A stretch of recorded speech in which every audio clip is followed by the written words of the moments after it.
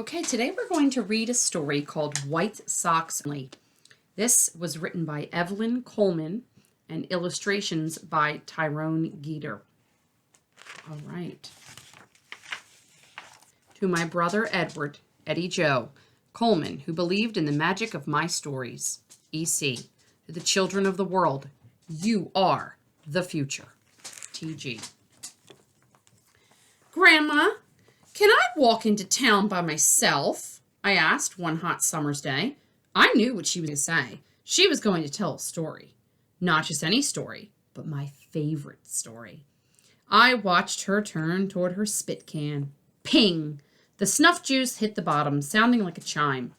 She rocked one or two times, her eyes closed, and then she looked up at me. You know, you ain't big enough to walk into no town alone, girl. I sure don't know why you asking me that. You ain't big enough till you going to do some good there. I smiled and plopped down on the step. She was about to begin the story. Grandma laughed. You know, when I was a little girl, like yourself, I sneaked into town once. Yep, all by myself. Wasn't planning on doing no good. Had just been waiting for a scorching hot day. I had 2 eggs hid in my pockets. Not to eat, mind you, but to see if what folks said was true. I slipped on my finest Sunday dress and my shiny black patent leather shoes and my clean white socks. I pulled my plaits back with a bow. Why, I thought I looked pretty grown up. Lord, you should have seen me strutting, the dust flying behind me. I had to hold my arms steady on account of them eggs. Now that I think about it, I must have been a mighty funny sight. I sneaked up on that road a-singing, Jump back, Sally, Sally, Sally, walking up the alley, alley, alley, to nobody but myself. And child, it was hot. On that kind of day, a firecracker might light up by itself. I was feeling pretty fine until I spotted old Chicken Man sitting on his porch with his mouth like a smile. I just looked down at the dirt. My mama had told me how the Chicken Man still did things he knowed all the way from Africa. Stuff that his grandmother done taught him. Mama also had told me he could heal the sick by laying on of hands, and that one time he made a blind man see just by looking deep into his eyes. And folks said he turned people into chickens if he didn't feel what they were doing was right. That's why he was called the Chicken Man.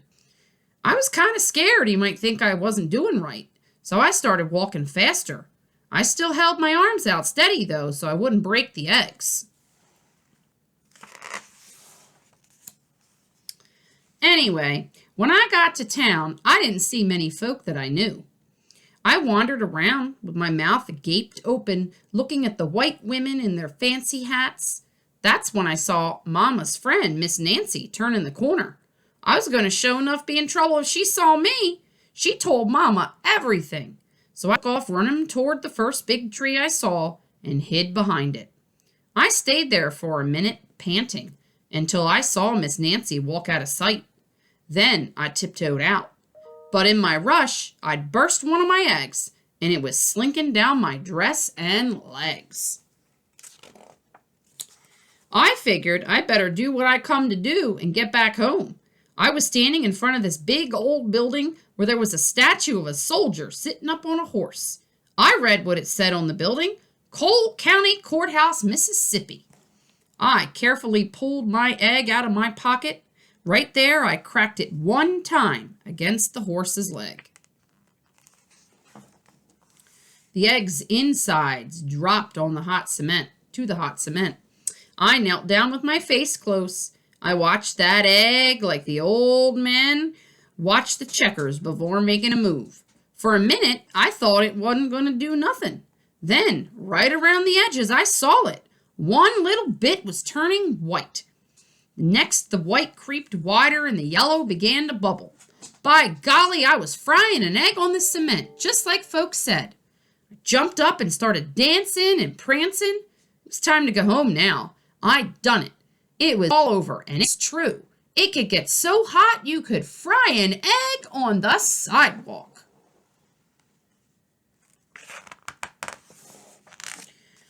started walking and wiping sweat from my face with the eggy part of my dress sticking to me every time I took a step. My mouth was as dry as dirt, and I was mighty thirsty. That's when I spotted the water fountain. It had a little step stool so children could climb up to drink. But on the fountain was a sign that read, "Whites only." Well, I knew what that meant, so I sat down in the grass and took off my shiny black patent leather shoes. Now I only had on my clean white socks. I stepped up on that stool with those white socks hugging my feet. Oh, I was slurping up that water mighty fast when this big white man with a black and white bandana around his neck grabbed me off the stool and pushed me to the ground. The white man pointed to the sign and yelled at me, "Can't you read, girl? Why, I'm going to whoop you till you can't sit down." His big fingers fumbled and tugged at his belt. I began to cry as a crowd of white people gathered around. They were all staring at me. Seeing all the people made me real scared, and I cried louder. I couldn't understand what the white man was so mad about. I was wearing my white socks.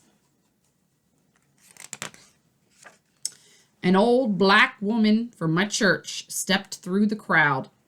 She wasn't wearing anything white, but she untied her shoes and took them off.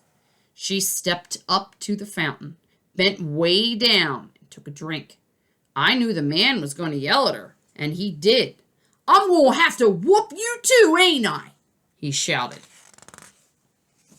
But then other black folks started coming over, removing their shoes and drinking from the fountain.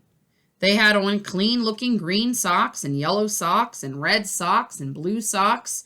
Of course, the big man with the bandana kept right on yelling. His face got red as fire. He was snorting through his nose like a bull does when it's going to charge.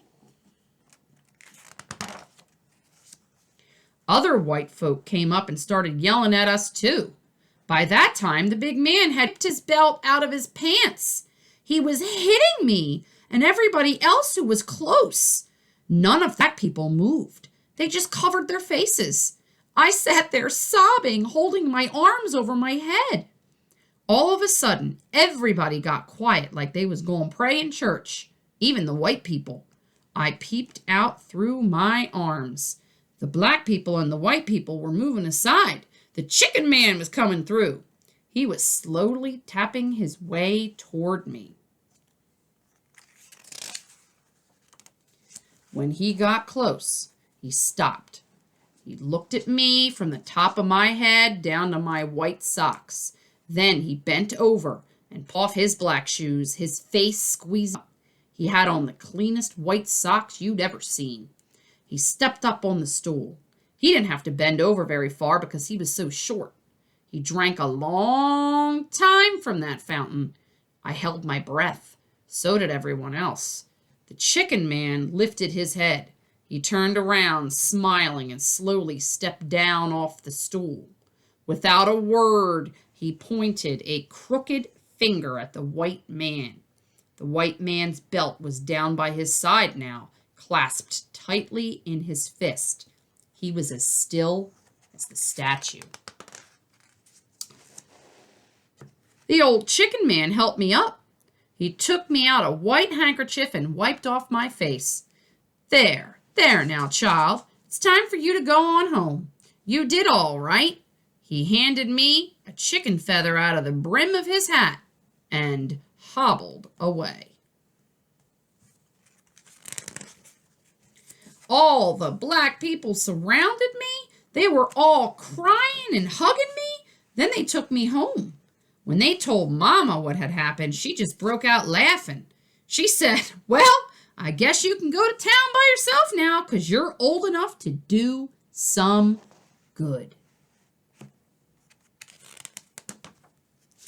Nobody ever again saw the big white man who had whipped us. None of us dare ask or the big chicken flapping around the courthouse near the water fountain either. And from then on, the whites only sign was gone from that water fountain forever. And that, my friends, is the end of our story. Now, let's discuss some important things that happen in the story. All right.